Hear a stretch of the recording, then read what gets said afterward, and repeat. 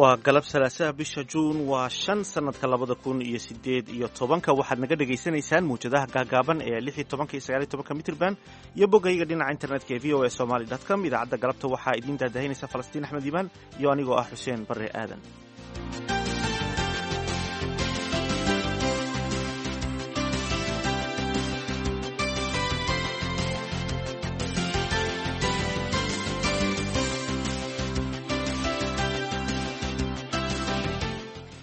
qodobada aad ku maqli doontaan idaacadeena galabtana waxaa ka mid ah barnaamijkii galka baarista oo toddobaadkan falaqaynaya dadka ka soo goosta al-shabaab iyo xarumaha dhaqan celinta. bil walbo amba laba bil kasta dhowr qofoodaa la keenaa. hadda waxaa xiran ilaa iyo 7 qofood oo laba ka mida la maxkamayntooda ay socotay isbuucan oo loo haysto in ay shabaab dib ula midoobeen. ayaga laftigoodana markaa weydiiso ku dhahay dib aan ula midoobna qaarkood. waxa kale oo aad idaacadda ku dhagaysan doontaan hay-adda xasaradaha caalamiga ee ICG oo warbixin ay ka soo saartay halista saamaynta khilaafka waddamada khaliijku uu ku hayo Soomaaliya ka hadlaysa. waxaa kaloo aad dhagaysan doontaan muslimiinta dunida oo badankooda ay maanta u bilaabatay 10kii u dambeeyay ee bisha barakaysan ee Ramadaan. 10ka dambe markay tahay 22 bishu 23 ilaa 29 rasuulka sallallahu alayhi wa alihi wasallam uu dadaali jiray suuna bisha inta kale u dadaalin buu 10kan u dadaali jiray guntiga ayuu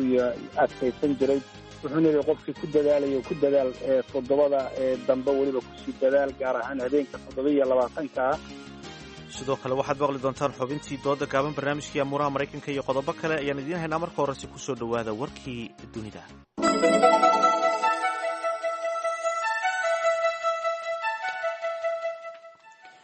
baarlamaanka dalka Itoobiya ayaa maanta ansixiyay go'aanka ay dawladda ku qaaday xaaladii degdega ahayd ee dalkaasi saarneyd muddo 6 bilood ah laba ka hor xilligii la qorsheeyay sida ay baahisay warbaahinta dawladda ee Fana. dawladda ayaa soo rogtay xaaladda degdega ah bishii February si ay wax uga qabato deganaanshiyo la'aanta ka dhalatay qorshe lagu ballaarinayay magaalada caasimadda ee Addis Ababa oo dadka qaar ay u arkeen in lagu qabsanayo dhulka gobolka Oromiya. xiisadaasi ayaa hogaamisay iscasilaadii ra'iisul wasaarihii hore ee dalkaasi Haile Mariam Desalegn.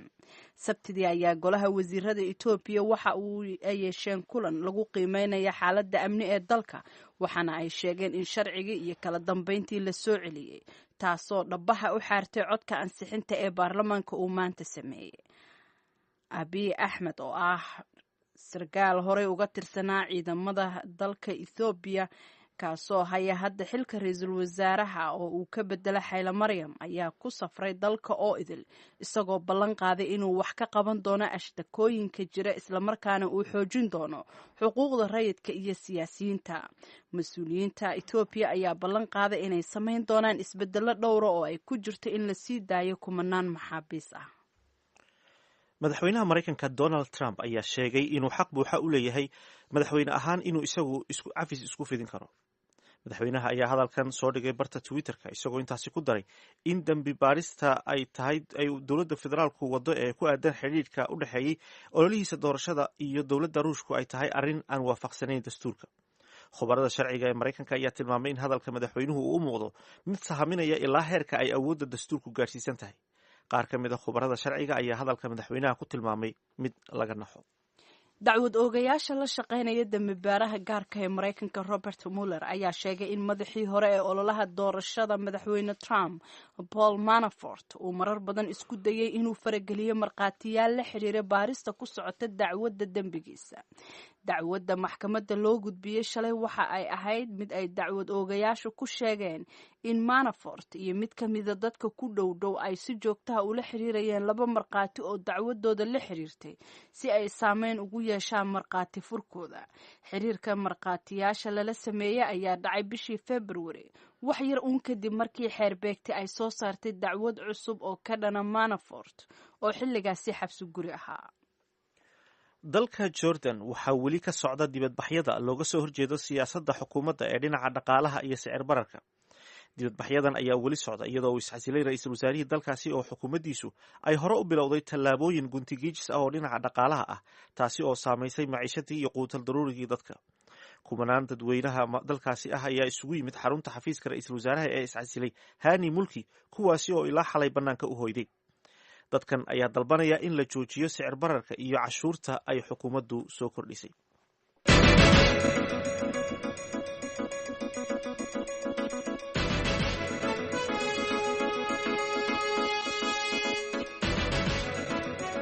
halka warkaasi aad kala socotaana dhegaystayaal waa v o a washington. muddo ku dhow 30 sannadood Soomaaliya waxay ahayd mid tabar daran, kala qaybsan oo argagixiso iyo burcadbadeed ay halis ku hayeen ammaanka guud ee gobolka Geeska Afrika. Beesha caalamka oo Mareykanku ku jira iyo Midowga Afrika, kumanaan ciidamaha ayaa ka jooga Soomaaliya, waxayna isku dayayeen inay kobciyaan awoodda dowladda Soomaaliya si looga hortago in mar kale ay Soomaaliya ku noqoto godkii mugdiga ahaa ee ka soo baxday ama ay gacanta u gasho kooxda argagixisada ee Al-Shabaab. Sacuudiga, Imaaraadka, Qatar iyo Turkiga ayaa Soomaaliya u fidiyay taageero, laakiin khilaafka muddada sanadka u dhaxeeya awoodahaasi bariga dhexe ayaa hadda halis weyn ku haya Soomaaliya, waxaana laga digayaa inay burburiyaan guulaha ilaa iyo hadda laga gaaray soo kabashada Soomaaliya, sida lagu sheegay warbixin cusub oo ay soo saartay kooxda xasaradaha caalamiga ah ee marka la soo gaabiyo loo yaqaano ICG. Xuseen Barre Aadan oo stuudiyaha ugu weheliya ayaa noo soo koobaya warbixintaas. Warbixinta ayaa xustay in Soomaaliya ay tahay dal istiraatiiji ah oo quwadaha caalamka qiimo weyn ugu fadhida. hase ahaatee dagaalada sokeeye iyo nidaam la'aanta ayaa sabab u noqday xasilooni darrida muddada badan jirtay. warbixinta ICG ayaa xustay in xasilooni darrida ay saameyn weyn ku yeelanayso colaadda ka jirta gacanka carbeed ee u dhaxaysa dalalka khaliijka. warbixinta ayaa tilmaantay in Sacuudiga, Imaaraadka, Qatar iyo sidoo kale Turkigu ay ka mid yihiin dalalka caawiya Soomaaliya, iyada oo Turkiga lagu tilmaamay mid ka mid a dalalka ugu taageerada badan Soomaaliya, iyaga oo safaaradooda caalamka ugu weyn ka furtay magaalada Muqdisho. Imaaraadka Carabta ayaa tababaray mushaharna siinayay ciidamada ka hortaga burcadbadeedda iyo qaybo kale oo ka mid a ciidanka Soomaaliya. laakiin colaadda ka dhex jirta dalalka khaliijka ee sanad jirsatay ayaa sida lagu xusay warbixinta waxa ay halis gelinaysaa in ay burburaan ama ay khasaaraan wixii dadaal loo soo galay dib u dhiska Soomaaliya. warbixinta hay-adda ICG ayaa sheegtay in xukuumadda madaxweyne Maxamed Cabdullaahi Farmaajo ay bilowgiiba ku dhawaaqday dhexdhexaadnimo, laakiin arrintaasi ayaa shaki badan ku abuurtay Sacuudiga oo xulafo la ah Imaaraadka, iyagoo u arkayay in Soomaaliya ay u janjeedho dhinaca Qatar iyo Turkiga. arrintan ayaa sida ay warbixintu sheegtay waxa ay keentay in isla markiiba ay khilaafaad xidhiidhsan ay ka dhex qarxaan xubnaha baarlamaanka iyo guud ahaan xukuumadda iyo laamaha kala duwan ee maamulka dalka, kuwaasi oo sida warbixintu ay sheegtay kala qaatay mowqifyo kala taabacsan Imaaraadka iyo Qatar. warbixintan ayaa intaasi ku dartay in xitaa ciidamada kala duwan ee ay maalgeliyaan ama ay tababaraan dalalka shisheeye ay iyaguna halis ugu jiraan in ay la kala saftaan dhinacyada ishaya. warbixinta ICG ayaa shaaca ka qaaday in khilaafku uu u gudbay ilaa iyo maamul goboleedyada dalka oo iyagu taageero ka hela dowladda Imaaraadka Carabta, kuwaasi oo ka soo horjeeda siyaasadda xukuumadda dhexe ee federaalka oo sida warbixintu sheegtay u muuqata mid raacsan mowqifka Qatar. sidoo kale waxaa istaagay wadahadaladii lagula jiray Somaliland ee ay dhexdhexaadinaysay dowladda Turkigu. arrimaha kale ee ay ka hadashay warbixinta ICG ayaa waxaa ka mid ah in khilaafka khaliijku uu saameeyey ama uu galaaftay xilalkii ay hayeen siyaasiyiin ay ka mid yihiin guddoomiyihii baarlamaanka iyo duqii hore ee gobolka Banaadir iyo qaar kale. ugu dambeyntii warbixinta ICG ayaa qortay in ay adag tahay in dhinac keliya uu ku guulaysto inuu majaraha keligii u qabto hoggaanka siyaasadeed ee Soomaaliya, taasi oo ay sabab u tahay siyaasadda gudaha ee Soomaaliya oo sida ay warbixintu sheegtay ah mid ku dhisan qabyaalad iyo xafiiltan sokeeye, taasi oo xiisadda khaliijkuna ay uga sii dartay. waxaana warbixintu gunaanadkii ay xustay in cidda keliya ee xasaradda haatan taagan ka faa'iidaysanaysa ay tahay kooxda Al-Shabaab. Xuseen Barre Aadan ayaa warbixintaasi ICG ka soo saartay xaaladda Soomaaliya noo soo koobayay.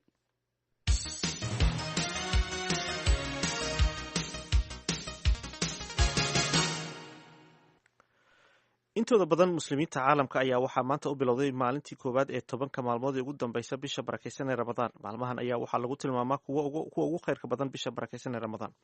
haddaba wariyaheena Nuur Bukhaari ayaa fadliga 10 dambe waxa uu ka waraystay Sheekh Axmed Nuur Macalin Cabdulqaadir oo ah imaamka masjidka Abubakar Sidiiq ee magaalada Seattle ee dalkan Mareykanka. bismillah wasala allahuma wasalam calaa nabiyina mustaxdi ajmaciin. dhammaan walaalaha codkayga maqlayo o dhan waa idin wada salaamay, waxaana dhahayaa taqabal allahu mina saalix alacmaal. arrinta nuur, bisha sida ogsoon tihiin wadamada muslimka iyo afrikaba lagama arag maalintii arbacada ahayd, bishu 16 ay ahayd bisha June, laakiin waxaa laga arkay Maraykanka. marka sidaas darteed anagu waa ku soonnay. insha allahu tacaala dadka kalena dhibaato arrintaasi ma laho, de maynan arag iyagu. maalinta ay dhammaanaysana insha allahu tacaala hadday naga hor arkaan, iyaga ilaan xagga naga jiro, qoraxdu nooga hor dhacaysaaye waan ku qasbannahay inaan la afurno. haddii kalena anagu waa inaan sugno ilaa gabalku uu nooga dhaco, waa ka dambaynaa. waa xadiidkii suumuu liru'yati wafturuu liru'yati. dadka muslimiintii meel ay joogaanba waa isku wada mid, meel alla meeshii laga sheego oo dad lagu kalsoon yahay ay arkaan waa lagu soomayaa. sidaas darteed insha allahu tacaala maalintii arbacada 16 ahayd bay bilaabatay bishu. isniinta dambe oo bishan June 11 ay tahayna waa habeenka 27 ay u tahay dadkii arbacada soomay. waayahay doctor sheekh axmed nuur, waxaa bilowday 10kii dambe ee bisha barakeysan ee Ramadaan. marka fadliga ku jiro bishan maaragtay 10ka dambe ee bisha Ramadaan, bal adigoo soo koobaya noo faahfaahay. fadliga ku jira bishan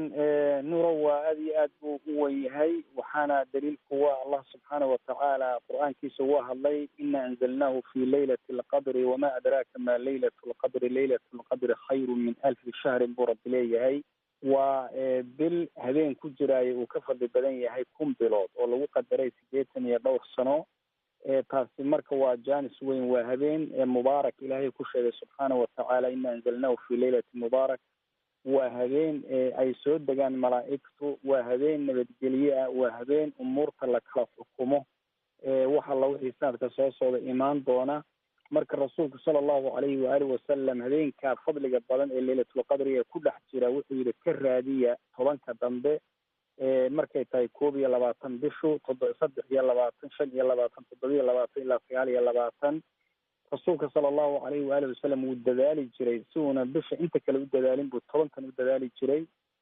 guntiga ayuu adkaysan jiray, taasoo laga wado inuu kasoo dheeraan jiray guryaha iyo sidaas oo kale.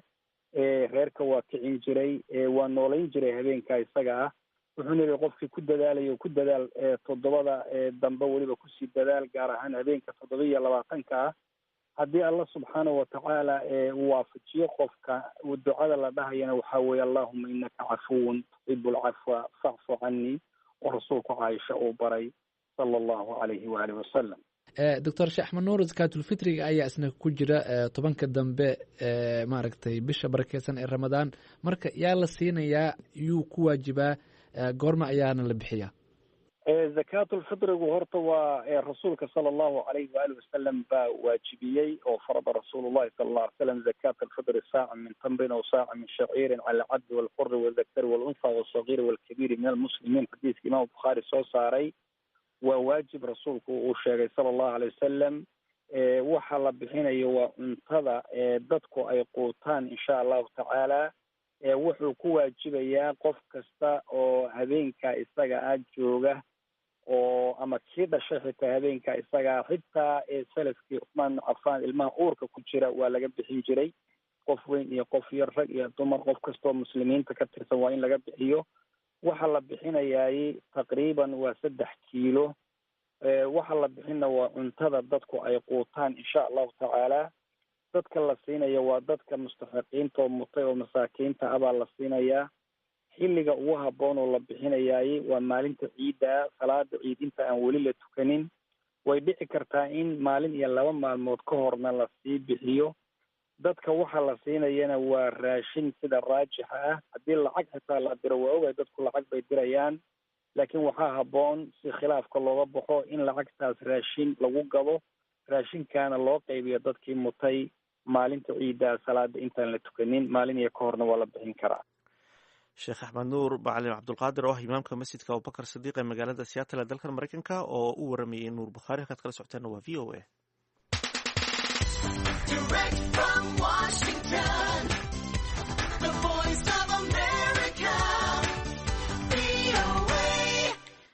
qaar ka mida dadka ka soo goosta al-shabaab waxay dileen madax iyo ciidan, halka kuwo kalena ay dib u laabtaan muddo marka ay joogaan kuwo kalena waxay ururiyaan xogta laamaha dowladda iyo tan xubnaha soo goostay ee kale oo ay ku cabsi geliyaan si ay uga hor istaagaan in ay wada shaqayn la sameeyaan dowladda ama inay macluumaad siiyaan. Sidaasi waxaa barnaamijka galka baarista ee idaacadda VOA u sheegay khubaro dhinaca amniga ah, waana mowduuca barnaamijkaasi uu toddobaadkani ku saabsan yahay. waxaa soo diyaariyey soona jeedinaya Haaruun Macruuf.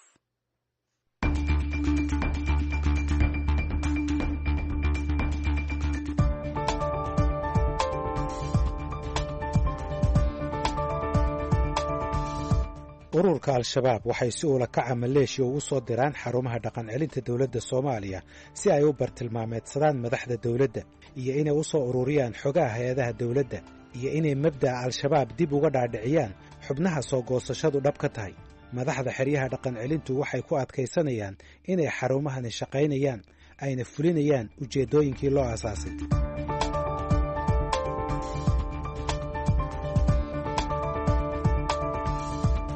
15 bishii May ee aynu soo dhaafnay, Cabdinuur Macalin Xasan oo ahaa sargaal hore uga tirsanaan jiray al-shabaab waxa uu toogtay askari ka tirsan nabad sugidda magaalada Beled Xaawo oo lagu magacaabi jiray Cabdinaasir Cabdulaahi Ibraahim. waxa uu ka qaatay qorigiisii kadibna waxa uu u tallaabsaday duleedka magaaladaasi oo ay ku sugayeen xubno ka tirsan al-shabaab kuwaasi oo u galbiyey dhinaca saldhigga weyn ee ay ku leeyihiin halka lagu magacaabo Gadoondhawe. ka hor inta uusan geysan dilkaasi waxa uu Cabdinuur isku dayay inuu dilo saraakiil sarsare oo ka tirsan ciidanka iyo hoggaanka siyaasadda oo ay ka mid ahaayeen taliyaha ciidanka deegaankaas iyo wasiirka amniga Jubbaland Cabdirashiid Xasan Nuur Cabdirashiid Janan. dadka kale uu isku dayay inuu dilo waxaa ka mid ahaa Buule Aadan Axmed oo horey guddoomiye ku-xigeen uga soo ahaan jiray magaalada Beled Xaawo. anigaan hadda buu yidhi waxaan rabaa meeshaad degantahay waa inaad istuso meeshaad degan tahay oo sheekaysano.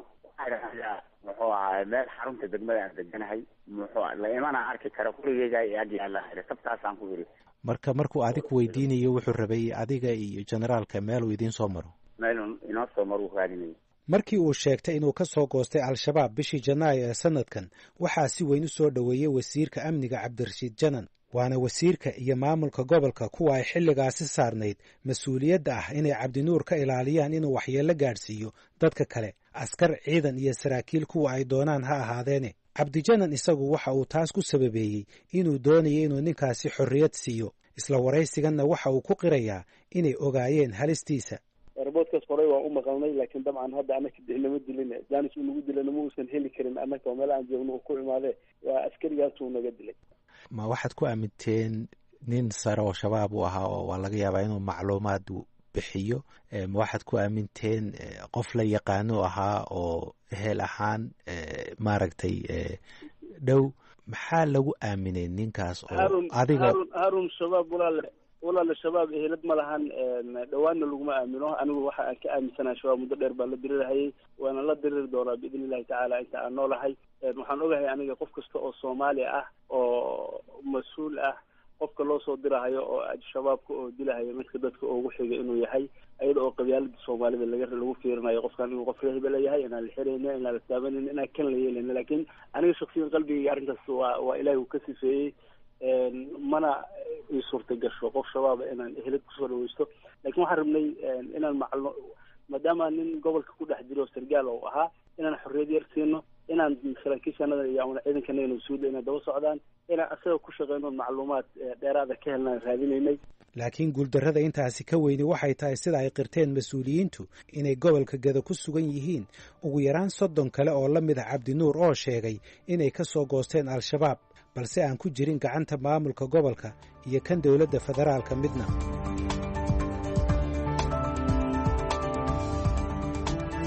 saddex iyo tobankii bishii Febraayo ee sanadkii hore 2017 Isaaq Boorow Cali iyo xubin kale oo ka tirsanaa al-shabaab waxay isku soo dhiibeen wasiirka amniga maamul goboleedka Koonfur Galbeed Xasan Xuseen Maxamed Xasan Eelay oo soo dhoweyn u sameeyey una yeeray warbaahinta halkaasi oo ay sawirro iskaga qaadeen.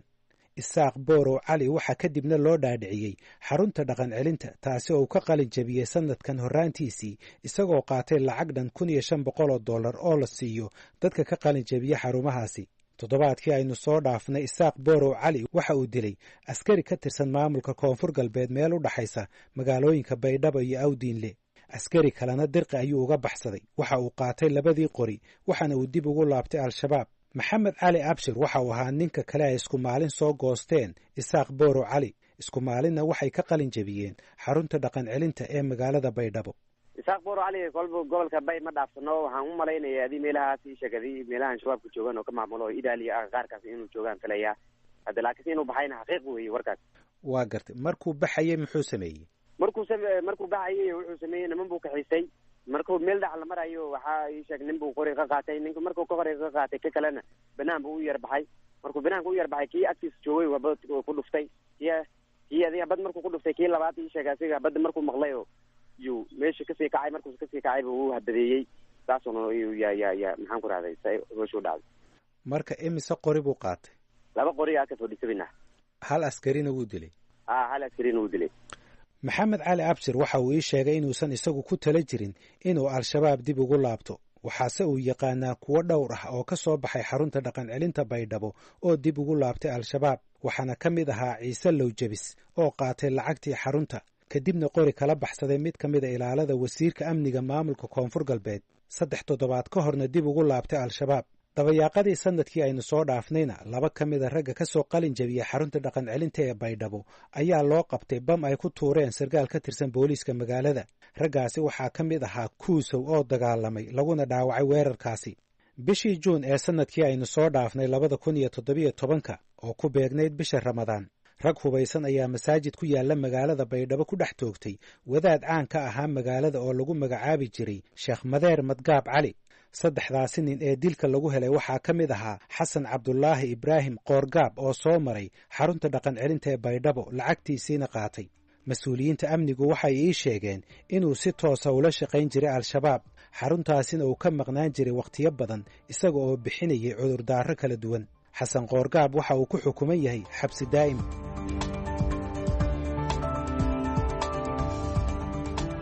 wasaaradda amniga ee soomaaliya waxaa hoos yimaada 3 xarumood oo dhaqan celin ah kuwaasi oo ku kala yaala magaalooyinka muqdisho baydhabo iyo kismaayo waxayna qayb ka yihiin barnaamijka lagu magacaabo mashruuca qaran ee maamulka dadka ka hadhay dagaalka waxayna madaxda xarumahaasi ku faanaan inay soo mareen 2,000 oo dad ah oo ka soo goostay ururka al-shabaab kuwaasi oo helay dhaqan celin iyo xirfado sida ay ku qoreen qoraalkooda rasmiga hase yeeshee dadka sida dhow ula socda xubnaha ka soo goosanaya al-shabaab waxay ii sheegeen in badan oo sheegta inay ka soo goostaan ay dhab ahaan la shaqeeyaan ururka al-shabaab marka ay hawshooda gutaanna ay dib ugu laabtaan mid ka mid a saraakiishii hore ee amniga ee la soo shaqeeya barnaamijkan dhaqan celinta waxa uu ii sheegay in 10% dadka soo goostaa ay dib u laabtaan mid ka mid a saraakiisha ka soo goosatay al-shabaabse waxa uu ii sheegay inay intaasi ka badan yihiin cumar maxamed abo ayaan waxa uu ka tirsanaan jiray saraakiisha dacwada ee ururka al-shabaab dadka oo ka soo goosanaya al-shabaab dhammaantood ma aha daacad waxay iskugu jiraan 2 kooxood koox oo dhab ee ka tahay iyo koox hadaf leh hadafkooda waxa u kala qaadaya inay tahay 2 ayay leeyihiin hadaf ayay ka leeyihiin markay soo goosanayaan mid waxay tahay dadkii soo goosta xaggaasi imaaday inay dib u tashkiiliyaan xerooyinka ay ku helaan ee dhahaan raggii aad u timaadeen waa naga soo tagteen meesha imaadeen calmaaliyad baa joogto diintana naguma dhaqmo dib usoo tashkiiliyaan markay dhibaatooyinka la kulmaan ee fursad ku helaan iyo dad meesha ku helaa ammaan halkaasi markay ammaan ku helaanne oo la aqoonsado oo dawladda markaas u fasaxda magaalooyinka inay kala galaan kabacdina dhibaatooyinkooda meesha ay ka wataan si ay markii loo soo qabto loo dhaho xerisrindiyo ku jira ninkaani waa soo dhiibay loo dhaho kabacdina meeshaas dhibaatooyinkiisa uga sii wato ilaa laga qabto ama uu ka fashilmo oo dib ugu laabto marka inuu soo maray xarumaha dhaqan celinta ama xerisrindi waxay siinaysaa caddayn qofkii inuu meel kastegi karo meel kasta mari karo isagoo hawlihiina u fulinaya al-shabaab sax meel kasta inuu tegi karo meel kastana u mari karo howlihiina shabaab u fulinayo isla markaana dhibaateynayo dadka muslimiinta ahay isla markaana dhibaateynayo qofkii si run ah isku soo dhiibo oo markii la tashkiiliyey kabacdina madax adeegay kaasna waa beegsanayaan waxay beegsanayaan waa dawladda waxay kaloo beegsanayaan ninkii information ka haya ee kasoo tegey ee hadhowtii xerooyinkii iyo meelahu kasoo tegay dib inuu urufiyaan ay u diidayaan usoo jaajuus u diidayaan kuwaasna waa beegsanayaan marka hadafyada ay ka leeyihin waxay tahay inay dhibaateeyaan raggii sida dhabta isku soo dhiibay iyo ragga dawladda ah ayagoo haysta waraaqado ay jidadka ay ku mari karaan iyo aqoonsi hadhowti markii la qabto haddii oo hub iyo gacan lagu qaban oo la dhaho war ninka waxa way sii day waragii soo dhiibay oo halkaas uu ku helo ammaan buuxdo si oo wax howliis u fusho ilaa ka fashilmo.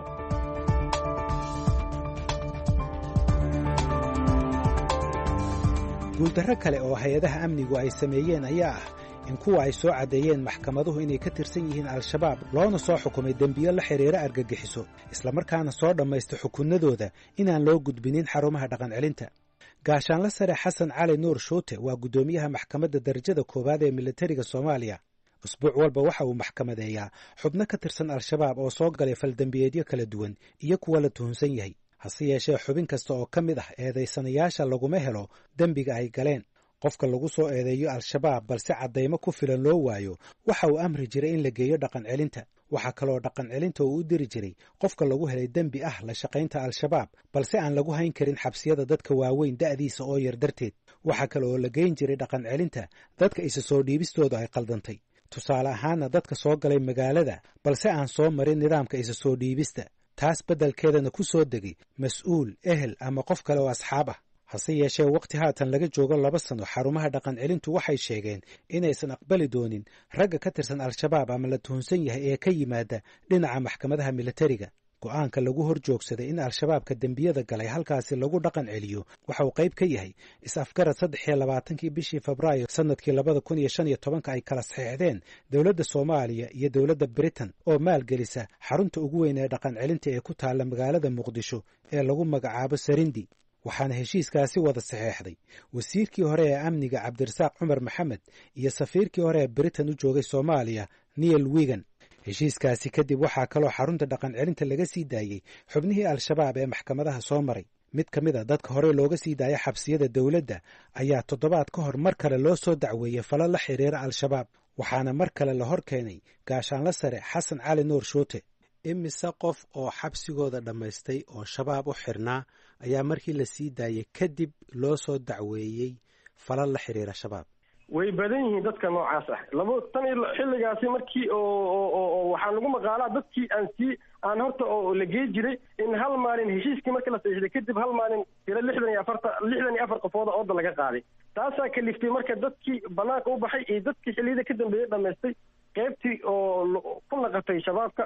ama qaybtii oo looga shakiyey in dib loo soo dacweeyey. dad bil walbo amba 2 bil kasta dhowr qofoodaa la keenaa. hadda waxaa xiran ilaa 7 qofood oo 2 ka mid ah maxkamayntooda ay socotay isbuucan oo loo haysto in ay shabaab dib ula midoobeen. ayaga laftigoodana markaa weydiiso ku dhahay dib aan ula midoobna qaarkood. kiisaska hore loo xirayna maxaa ka mid ahaa labadaa haddaad soo qaado 7kan maxkamadooda kiisaska loo xiray waxay ahayd qofkaasi mid ka mid a 2016 dhammaadkeedii oo wuxuu dhammaystay xabsiga 5 sano xabsi ahaa u dhammaystay maxkamadda hore ugu heshay. markuu xabsigaas dhammaystay wuxuu ka mid ahaa dadkii laga dalbaday hay-adda dhaqan celinta ee Sarandi qaybtan Sarandi in ay qabato ka mid ahaa. Sarandi heshiiskaas iyo xasan gaarnay dhaheen saasay ku suurageli weysay inay qabtaan. kadib saas oo banaanka uga baxay sababtoo ah qof xabsi maxkamadda dambi ku heshay oo la xukumay xabsigiisa dhammaystay. qaab kaloo loo hayay qaab maxkamadda iyo xabsiga weyna ugu sii jiri kara malaha. dembigu galay maxay ahayd markaas? shabaab inuu ka tirsan yahay ahayd. haddana maxaa loo soo xiray? inuu shabaab ka tirsan yahay haddana loo soo xiray mar kale. weliba isaga laftigiisa ku dhahay markaan uu dib ugu laabtay.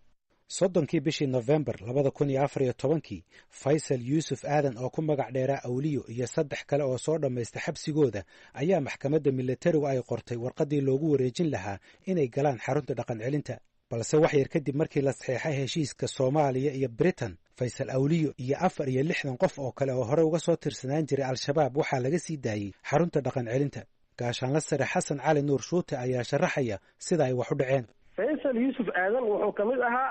dadkii asaga wuu ka duwan yahay dadkaani oo xeelada dhaqan celinta ay marka hore dadkii ogoladu ka mid yahay. wuxuu ka mid ahay dad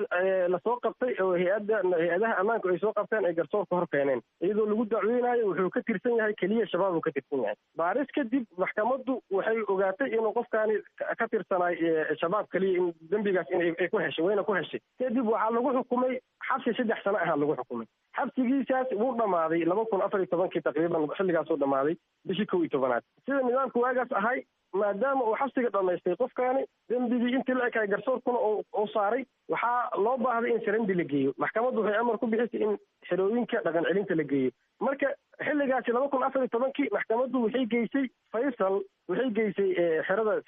dhaqan celinta sarandi hadda xamar ku taalo taasi muddo intisaas markuu ku maqnaay waxaa dib loo keenay maxkamadda Faysal 2016 iyadoo la dhahayo Faysal xerada sarandi oo ugu baxay si aanan sharci ahayn oo nidaam darro ah ugu baxay maxkamaddu mar labaad ay ku amartay xerada sarandi inay hayso lagu haayo meeshaasi Faysal intii oo lagu hubinayo afkaartiisii inay isbedeshay hay-adaha amniga ee Soomaaliya ayaa horaantii sanadkii 2016 waxay heleen sirdoon muujinaya in Faysal Awliyo uu weli xiriir la leeyahay ururka Al-Shabaab gaar ahaanna waxay ogaadeen macluumaad la xiriirinaya Maxamed Dulyadayn taliyihii Al-Shabaab ee mas'uulka ka ahaa weerarkii loo geystay jaamacadda Gaarisa 2 bishii Abriil sanadkii 2015 bishii Juun ee sanadkii 2016 waxaa ciidamada dowladda Soomaaliya iyo kuwa Mareykanku ay dileen Dulyadayn muddo yar kadibna waxaa la qabtay Awliyo waxaana mar kale maxkamadaha militarigu ay amreen in la geeyo xarunta dhaqan celinta maadaama uu hore u soo dhamaystay xukunkiisii xubinnimo ee Al-Shabaab balse mar kale Faysal Awliyo waxa uu ka baxay xarunta bishii Janaayo 27keedii 2017 Faysal Awliyo waxa uu darawal ka ahaa mid ka mid a labadii baabuur ee isku qarxiyey saldhigga ciidamada militariga Kenya ee u dhow Kulbiyow oo ay ku dhinteen 67 ka tirsan askarta dowladda Kenya weerarkaasi Al-Shabaab waxay sheegteen inuu ahaa mid loogu aargudayay Maxamed Dulyadayn wasiirkii hore amniga Cabdirasaaq Cumar Maxamed oo saxeexay heshiiska dowladdu ay la gashay Britain waxa uu sheegay inay suurtagal tahay in culayska aynaan la aqbalin dadka laga soo daayo xabsiyada uu codsigaasi ka yimid dhinaca hay'adda fulinaysa mashruucaas laguna magacaabo Adams Smith International waa xasuustaa dhowr mar oo dad laga daaya hal mar kaliya ma aha dhowr mar soddon la daaya waa xasuustaa mar yacni 40 xoogaa la daaya waa xasuustaa 64 waa dhici kartaa in mar la daayo weliba qoradan Adam Smith International projectiga implement gareynaysay inay ayaga ay pressure ay wadeen waa dhici kartaa markaas oo pressurekooda muxuu ahaa pressurekooda wax kale ma aha waxay isku dayayeen ayaga iyo Ingiriiskaba inay yani kostiga ay yareeyaan kostigana wuxuu yaraanaa marka dadka meesha ku jira ay yar yihiin marka pressure dhinacaas oo kale inuu jiray waa dhici kartaa laakiin maxaad heshiiska ugu qori weydeen halkan xarunta qayb ka mida waa in la geeyaa dadka xabsiga soo dhamaysta sababtoo dadkaasi suuqa laguma sii dayn karo iyaga dee mandate-kooda oo fundingka ay ku bixinayeen kuma aysan jirin taas moogta yani boolasi ahaan dowladda Soomaaliya waa u fiicnaan lahayd haddii ay raadin lahayd another funder ama another donor ama partner kaleeto oo fangareynayo oo high riskiga marka dadka maxkamadaha marka dadka xabiska laga soo daayo oo kaleeto rehabilitation loogu sameynayo laakiin dee ma aysan jirin dee lamana raadinin markaas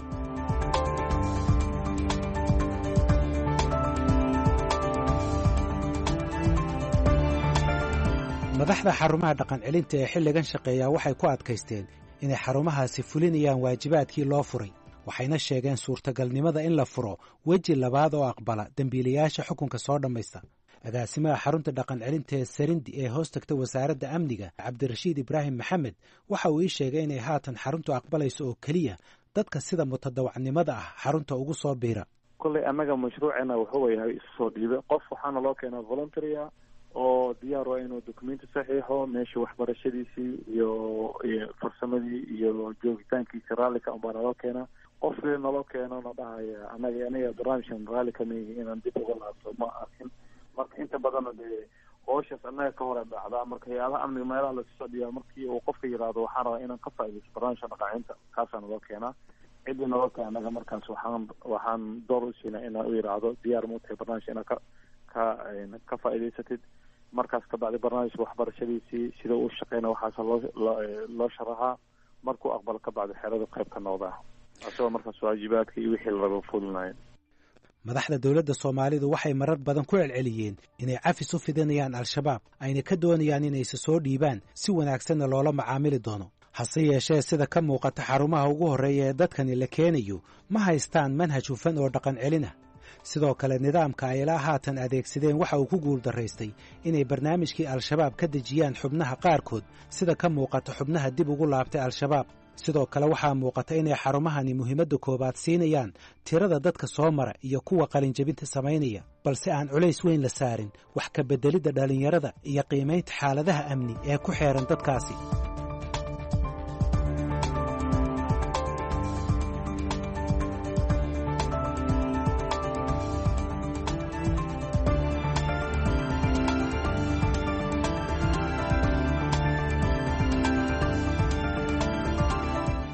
aad ayuu mahadsan yahay haaruun macruuf oo inoo soo diyaariyay islamarkaana nala socodsiinaya barnaamijkaasi galka baarista halkaad kala socotaana waa v o a haatanna waxaad kusoo dhawaataan doodii gaabneyd waa kan yaasiin ciise wardheere oo inala socodsiiya.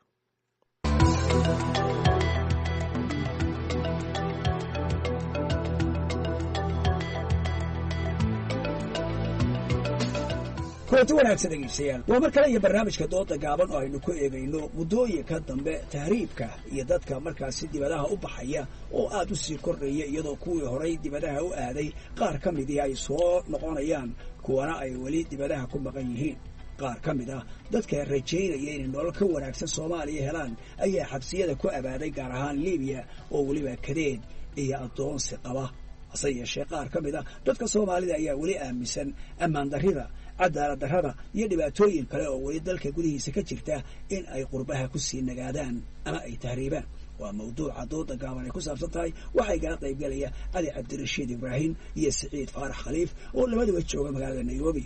waxaan ku bilaabayaa Cali Cabdirashiid Ibraahim. waad mahadsantahay Yaasiin. guud ahaan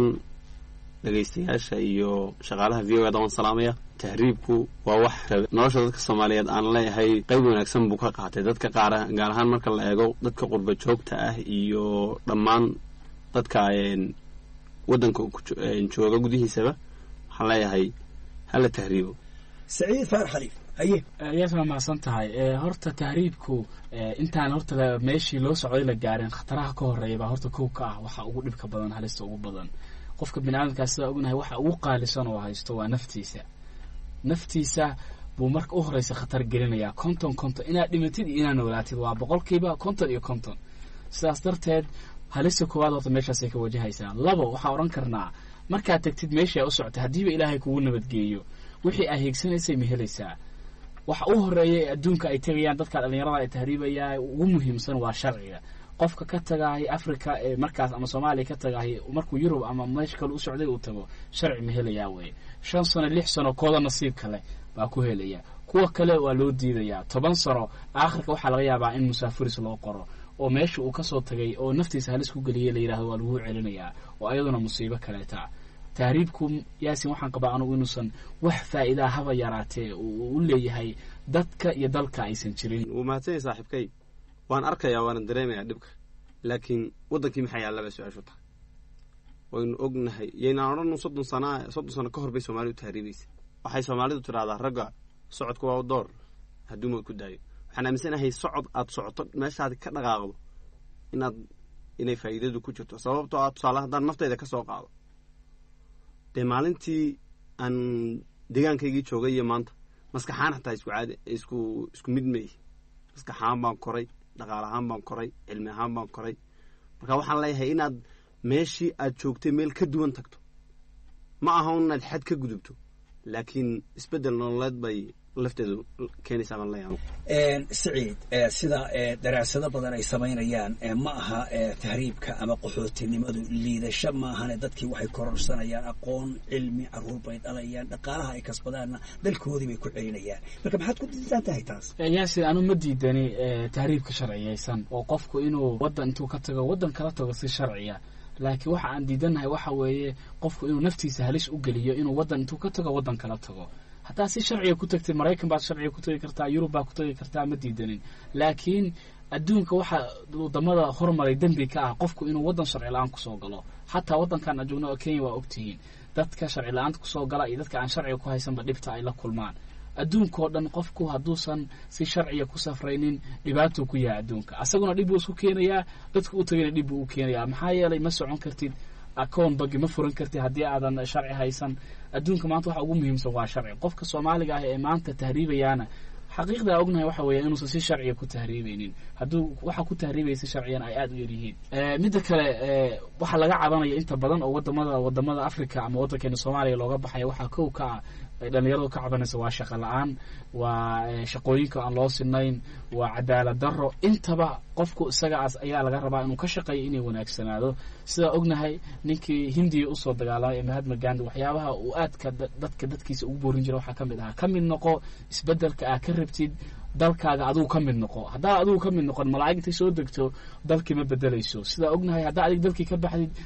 dalkii dad baa qaadanaya hadaa adiga ka tagtid qof kale dibadda ka yimid baa wadanka iimaanaya oo ka faa'iideysanaya marka waa inaad isbedelka qayb ka noqotaa hadaa dhibaato ka cabanaysid dhibka waa inaad xalisaa waa inaad u oradaa qabyaalad baa ka cabanaysaa iyo sharci iyo maxaan ku dhahayto shaqo la'aan waa inaad shaqo adigu abuurtaa waa inaad ka talisaa si shaqo loo abuuri lahaa oo dawladihii meesha ka jiray aad la shaqaysaa cali cabdirashiid ma dhici kartaa dadkan ka mid tahay dhalinyarada ee jecel inay qurbaha ku sii abaadaan ama sii maqnaadaan inay xalka Soomaaliya qayb ka geystaan oo marun dalkii lagu noqdo ama sida sicid dareemayo loo adkaysto dhibka si markaasi khayr dambe loo helo jawaab taan ku baaqaya marka koowaad oo ah markan aniga wax soo kasbado ee aan aqoon keeneen cilmi la imaadan ilbaxnimada adduunka iyo tiknoolajiyada iyo qaabka loo nool yahay markaynu soo aragno kadib inaad wadankaaga ku soo noqoto horumariso dayna imika soo qaadno nolosha guud ahaan deegaanada Soomaaliyeed soo qaadno dadka ka shaqeeya badankooda ama baarlamaan ha ahaadaan ama hay'adaha u shaqeeyaan kuwa loo kala iyo kuwa iyo caalamiyeeba dhammaantood xaggaasi ka wada yimaadeen ma aha uun markaad soconayso qof duloobay oo rafaadsan inaad tahay ee waxaad keenaysaa cilmi horumar ka duwankii aad taqaan waxa kaa kaxaynaya koowaad baa laga yaabaa inaad dagaal la kowsatay markaad dagaal la kowsatay noloshii adkaatay agoonnimo iyo rafaad iyo dhib lagugu soo koriyey maanta markaad istiri aad hana qaaday istaagtayna tii adigu aad ku dhalatay ay weli ku hortaagantahay si aad ilmahaaga u badbaadiso marka waa inaad noloshii nolol ka bad aad raadiso safar gasho si aanad ilmahaada awowga u tahay tiyo kale ugu dhicin Saciid ugu dambeyntii maxuu yahay halku haddii dhalinyaradii tahriibaysay dhib iyo cadaalad darro iyo shaqo la'aan iyo colaado ay weli dalkii ka jiraan qaabkee dadkii ay dalkii ku joogi karaan horumarkiina looga wada shaqeyn karo waxa u horeeya horta oo Cali uu ka dhawaajiyay oo dadkan dibadaha ka imaanaya ee meel walba galay waa horta dhibaatooyinka koowaad ee tahriibka sababaya dawladaha koleydii ayaga madax ka ah waxaanu soo jeedin lahaa dhalinyarada Soomaaliyeed inay sameeyso kacdoon ah in shaqooyinka majority-ga la yiraahdo first citizen waxa la yiraahdo muwaadinka koowaad qofka dalka wax ku bartay horta la siiyo midda labaad ee looga hortagi karo ama xalka loo noqon karta tahriibka waxa kamid ah in qofka dhalinyarada ee Soomaaliya jooga koow horta inuu wax barto wadankiisa wax ku barto haduu heli karo haddii uu dibadda waxbarasho u tagi karana markuu soo noqdo uu wadankiisa iimaansado oo ka shaqeeyo labo saddex waxa kamid ah shaqo inuu asoo qofka abuuro weliga ha sugin in lagu shaqaalaysiiyo xirfad yeelo wax samee wax bilow dadka Soomaalida dhibkaaysa waxa kamid ah kulligan waxa rabnaa inaan ka shaqeyno shaqo white collar wax la yiraahdo oo qof inuu xafiis fariistaa inuu hay'ad u shaqeeyaa arrintaas waa inaan joojinaa dhalinyarada Soomaaliyeed aan u sheegayaa oo aan galnaa shaqooyinka xamaaliga shaqooyinka gacanta wax laga qabanayo waa inaan galnaa aqoontii waxbarashadiina ku dadaalnaa hadaa aqoon leedahay waa la hubaa inaad shaqo waayeen Cali Cabdirashiid Ibraahim muxuu yahay xalka aad u hayso dhalinyarada tahriibaysa oo adigu aad kamid tahay iyo sidii dalkooda ugu noqon lahayd anu horta dhalinyarta waxaan ku baaqayaa marka koowaad inay markay tagaan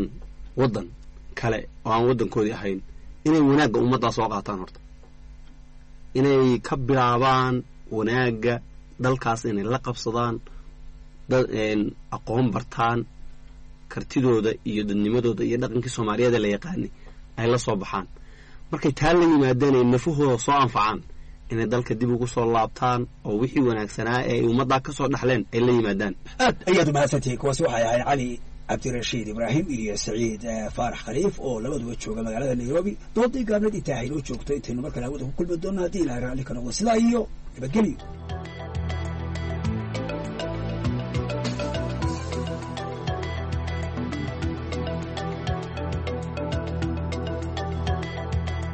yaasiin ciise wardheere iyo xubintii dooda gaabanaanu intaasi ku dhaafno markana kusoo dhawaada barnaamijkii umuuraha Mareykanka waa kan Maxamed Cabdi Xasan Sandheere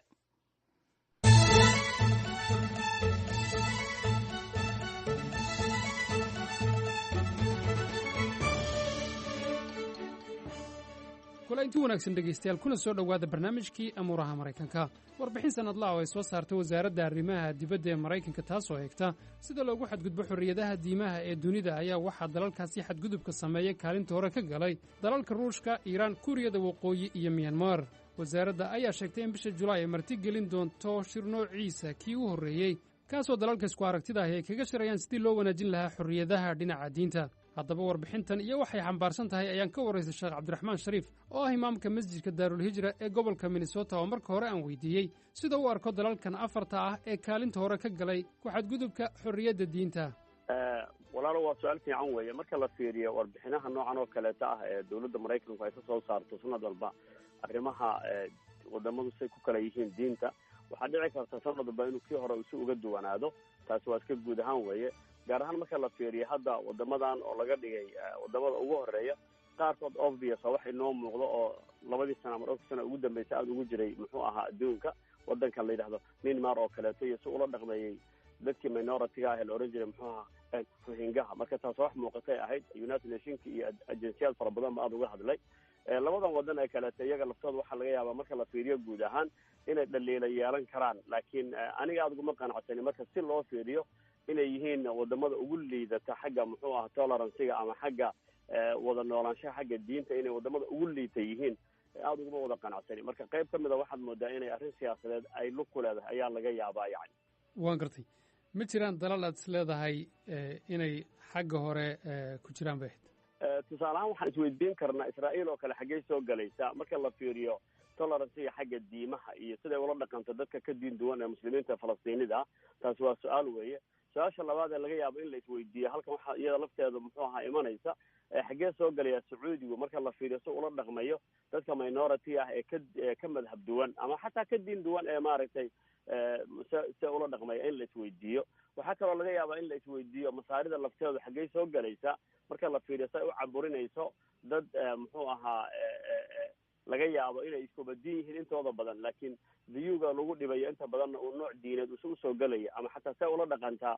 dadka aan maaragtay muslimiinta ahayn saa lafteeda waxay ahayd su-aal in la isweydiiyo u baahan oo kaleeto waxaa kale lafteeda in la isweydiiyo ahayd warbixintu maraykankaba ha soo saaray maraykanku isagoo inuu isqiimeeyo oo uu kusoo daro oo yidhaahdo innaga lafteenu xaggeen ka joognaa gaar ahaan labadii sane ee ugu dambeysay ee Donald Trump systemkiisu ama dowladiisu ay timid xaggeen ka joognaa tolerancega diimaha iyo diinta gaar ahaan muslimiinta xaggeen ka joognaa inay isweydiiyaan bay ahayd marka waxaad moodaa su-aalo yaro xeel dheer oo meelaha in la iska weydiiyo u baahnaa inay meesha ka yaro maqan yihiin ayaad moodaa yani waan garta haddaynu taa maraykanka ka hadalno muslimiinta ku nool maraykanku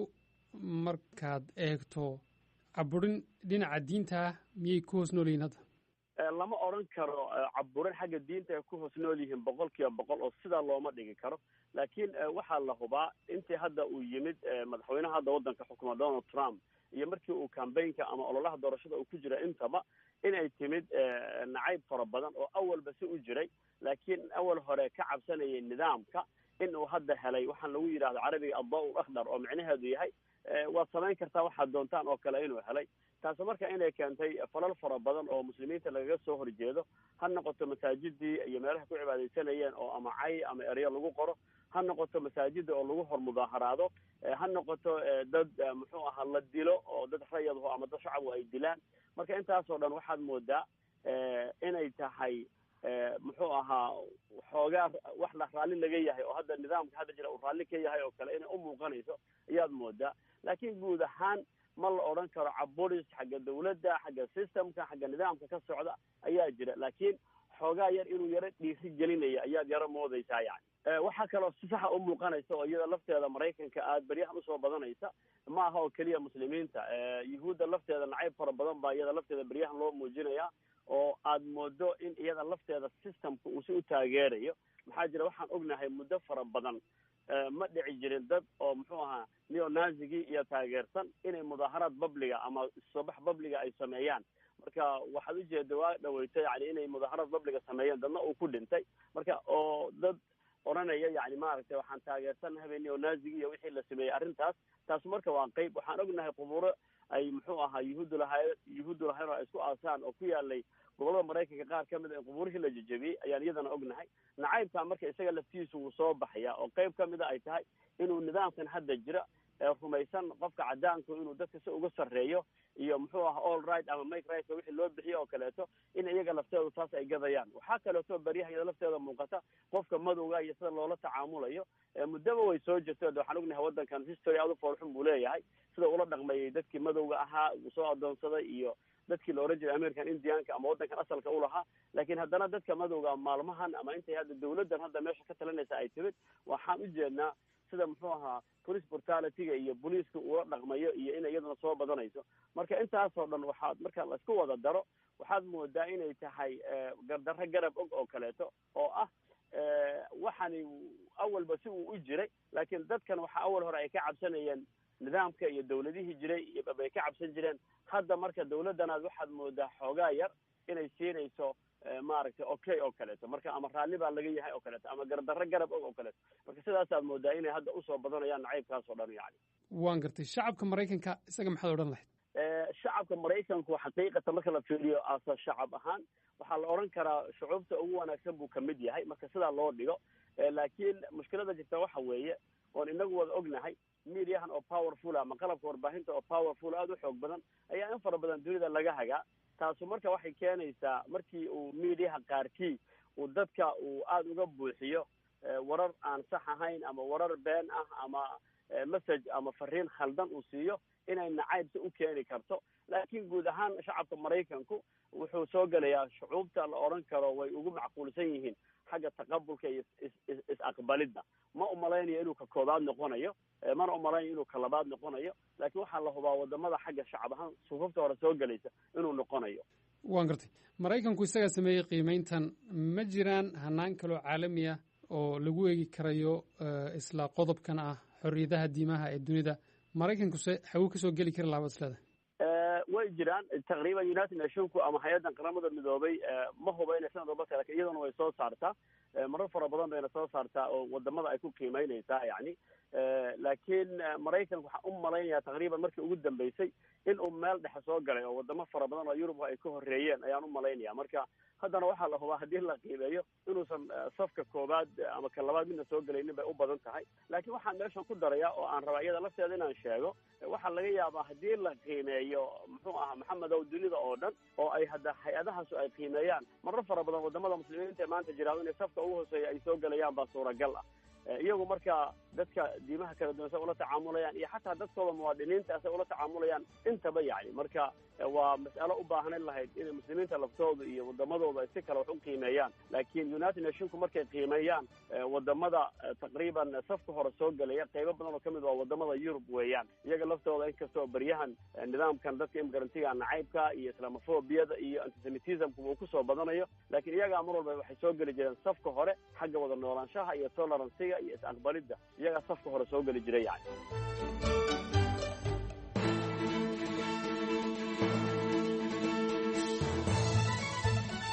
dhegaystayaal waxaa intaas inoogu dhammaaday barnaamijkii amuuraha maraykankoon maanta kaga hadalnay warbixin ay soo saartay wasaaradda arrimaha dibadda ee maraykanka oo dalalka ruushka iiraan kuuriyada waqooyi iyo myanmar ku sheegtay inay yihiin dalalka ugu xun dhinaca xorriyadda diimaha. intaynu barnaamijkan oo kale mar kale ku kulmi doonno waxaan dhegaystayaal idinka tegayaa sidaas iyo ramadaan wanaagsan.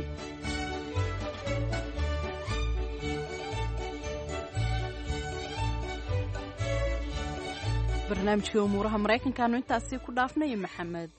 sandheere halkaad kala socotaana waa VOA Washington. markana dhinaciinaba ammaanada codadka macaan ee Shumaale Axmed Shumaale iyo Saalim Siciid Saalim.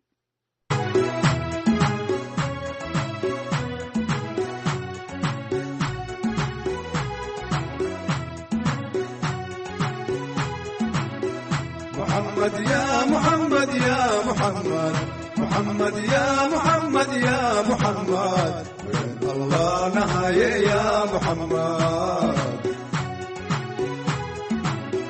محمد يا محمد يا محمد محمد يا محمد يا محمد وين الله نهاية يا محمد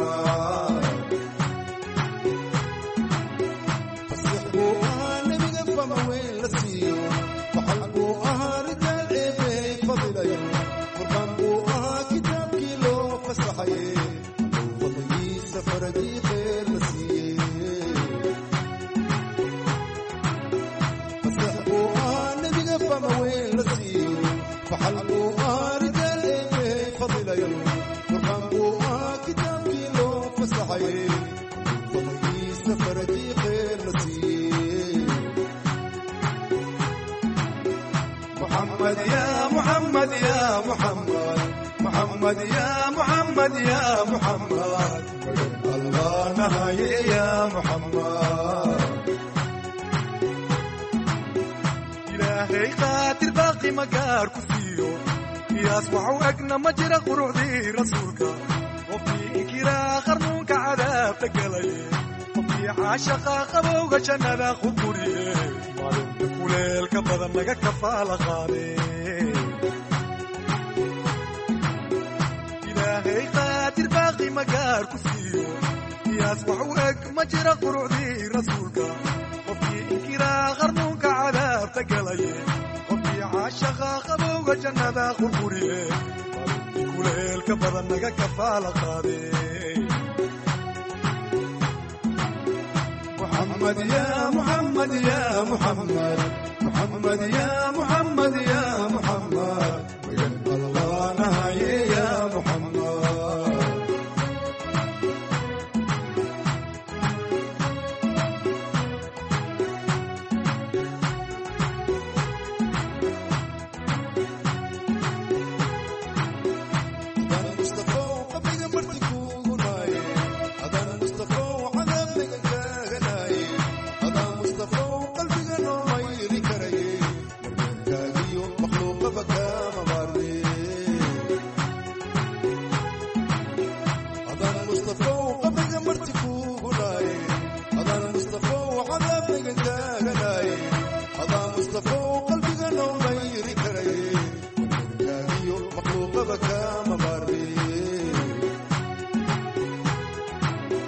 محمد يا محمد يا محمد محمد يا محمد يا محمد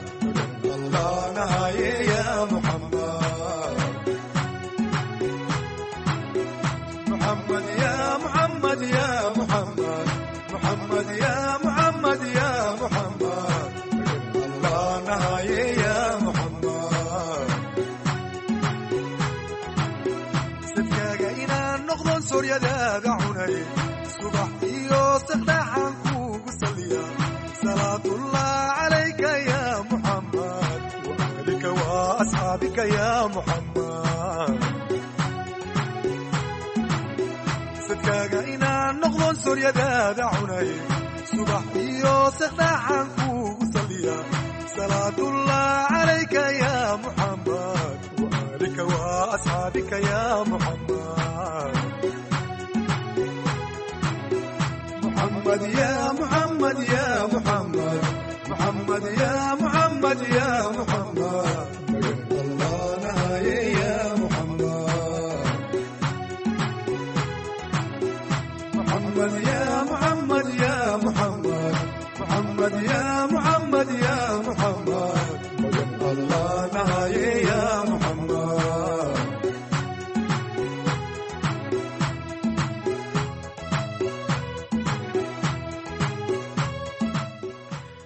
qasaa'idkaasi nabi abaanka ay nagu luqeynayeen saalim saciid saalim iyo shimaale axmed shimaale ayaan kusoo gabagabaynaa baahinteen idaacadeedoodii ka misay v o a tan iyo kulanta dambe waxaan leenahay sidaas iyo